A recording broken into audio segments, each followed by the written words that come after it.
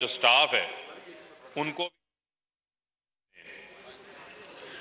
जहां तक रह गई बात पाकिस्तान के हवाले से, पाकिस्तान की तरक्की के हवाले से, पाकिस्तान की मैशियत के हवाले से, तो यहां पर हमें बड़ी कहानियां सुनाई जाती हैं कि पाकिस्तान के अंदर जो है वो एक बड़ा सुनहरा दौर रहा कि जब हम हुक्मरान में थे, हुकूमत में थे, तो पाकिस्तान के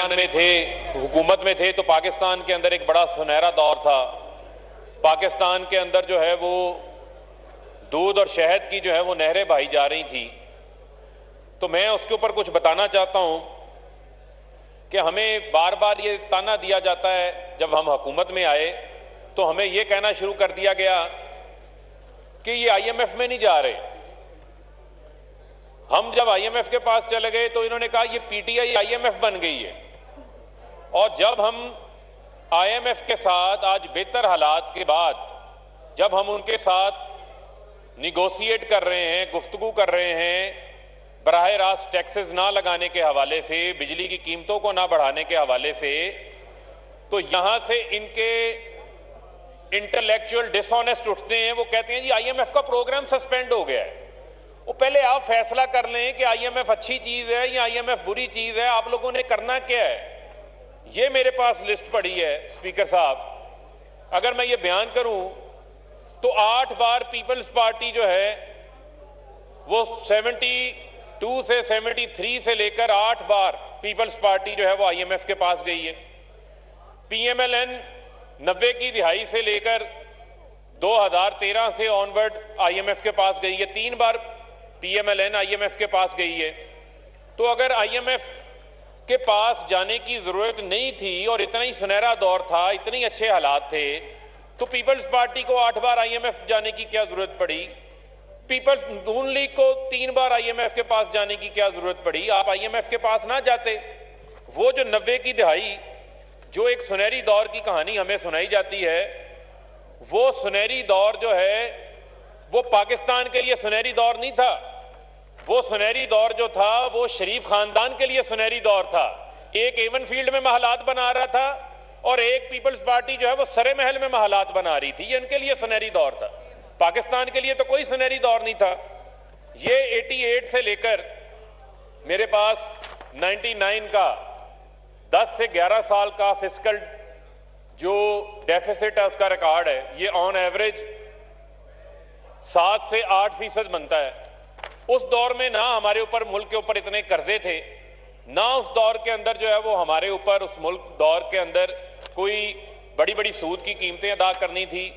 लेकिन इनकी अयाशियों और इनके लल्ले तलल्लों का जो खर्चा है वो पाकिस्तान का आम आदमी अदा कर रहा था, क्योंकि उस वक्त ये डोमेस्टिक सेविंग्स के ऊपर 12 से 18% के ऊपर जो है वो कर्जा ले रहे थे, सूद पे कर रहे थे।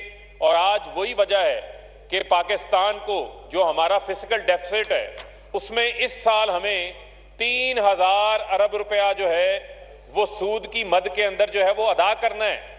स्पीकर साहब, ये इन्होंने उस वक्त महंगे सूद के ऊपर लोन्स ना लिए होते।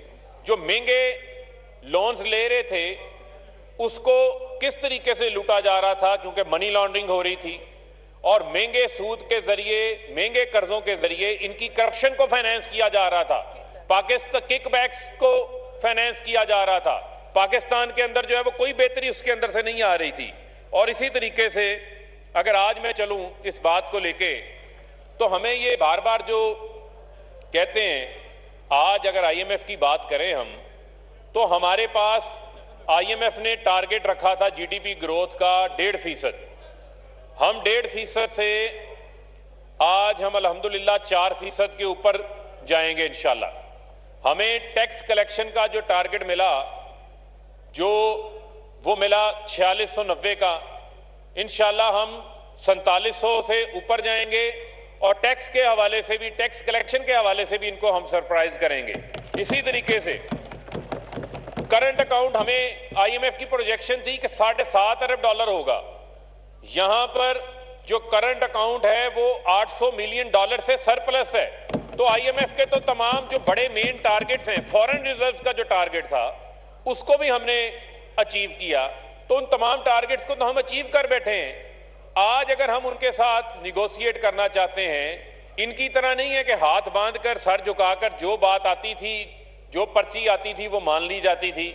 क्योंकि इसहाक डार साहब जो है वो मुल्क को चला रहे थे ना, बड़े को समझदार, बड़े अहल किस्म के थे। भी मैं उनकी दास्तान भी आपको बताता हूं कि इस मुल्क के साथ वो क्या करके गए हैं।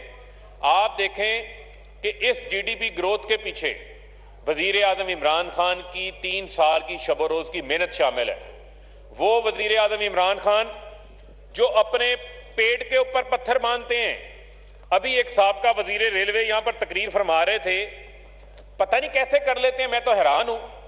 जब बात कर रहे होते हैं तो कहते हैं जी कि वजीर आजम के घर का जो हाउस का जो उनका खर्चा है वो 92 करोड़ रुपया है। भाई आप पूरा सच बताएं कि आपके 1 साल का जो बजट होता था वजीर आजम हाउस का और वजीर आजम ऑफिस का, वो 1 अरब से जायद का था। इस वजीर आजम ने, वजीर आजम इमरान खान ने कफायत शारी की बुनियाद रखी। और स्पीकर साहब, मुझे फख्र है वजीर आजम इमरान खान के ऊपर, पिछले 3 साल में उन्होंने जो उनके दफ्तर का और घर का जो अलाउड बजट था वो 3.25 अरब रुपया था। उस 3.25 अरब रुपए से वजीर आजम साहब ने 1 अरब रुपया जो है वो बचत करके दिखाई है। अब मैं आपको इनकी दास्तान बताता हूं कि ये जो बड़े बड़े दौरों पे जाया करते थे, ये अफगानिस्तान हमारा हमसाया मुल्क है ना, हमारे साथ ही है। उस अफगानिस्तान के साथ जो आज ये मैशियत का रोना धोना धोते हैं, जो इदारों की तबाही ये फेर के गए हैं, मैं बताता हूं आपको। अफगानिस्तान का दौरा नवाज शरीफ जाते हैं $58,000, $58,000। आसिफ अली जरदारी जाते हैं $44,000।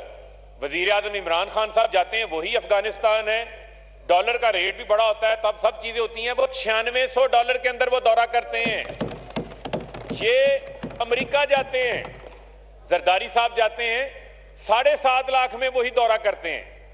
नवाज शरीफ जाते हैं 5.5 लाख में वो दौरा करते हैं और $5.5 लाख में वो दौरा करते हैं। वजीर आजम इमरान खान साहब जाते हैं तो वही दौरा $67,000 में करते हैं, क्योंकि उनको पता है कि मेरी कौम के एक एक पैसे का मैंने हिसाब देना है।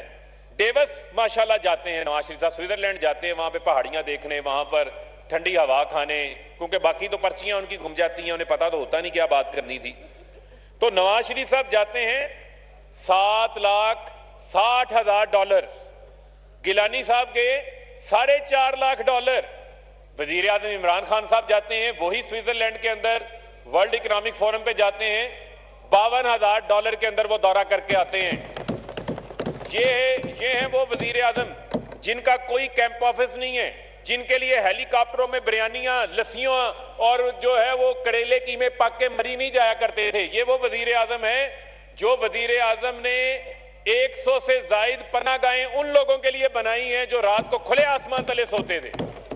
ये वो वजीर आजम है जिसको एहसास है इस चीज का, जिसके दिल में ये एहसास है कि मेरे 40% अवाम जो है वो खतरे गुर्बत के लकीर के नीचे से रहती है। उनके लिए वजीर आजम इमरान खान साहब ने लंगर खानों का बंदोबस्त किया।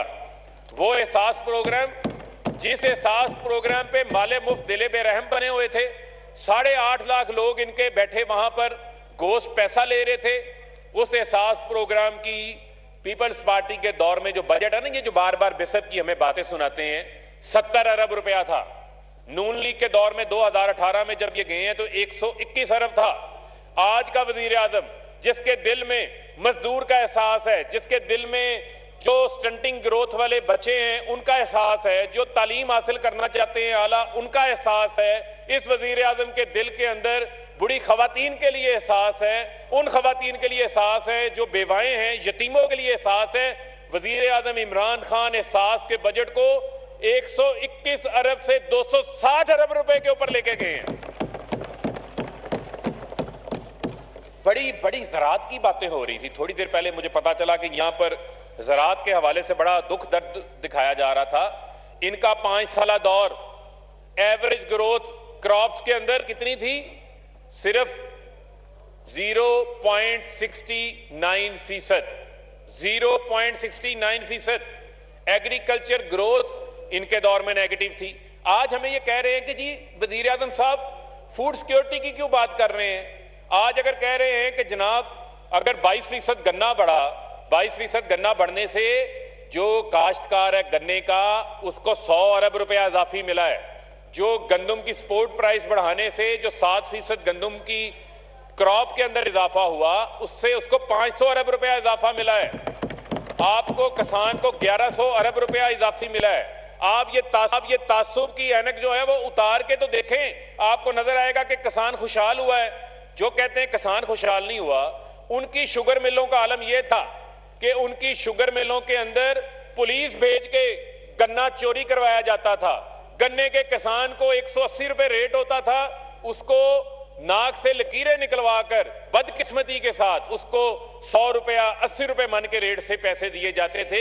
इस हुकूमत ने जो मिल वाला है उसने किसान से। इस वक्त कौमी असम्बली का इजलास फारूक हबीब इजहार ख्याल कर रहे हैं। यहाँ पर आपको